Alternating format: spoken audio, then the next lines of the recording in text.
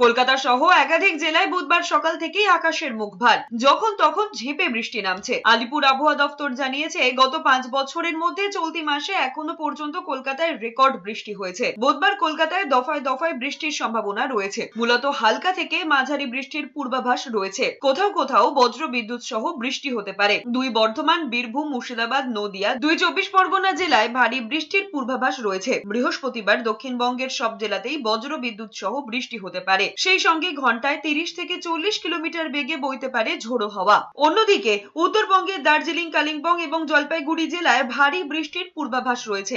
এছাড়াও বাকি সব জেলায় বিক্ষিপ্তভাবে বজ্র বিদ্যুৎ সহ হালকা থেকে মাঝারি বৃষ্টি হতে পারে। সেই সঙ্গে ঝোড়ো হাওয়া বওয়ার সম্ভাবনা রয়েছে।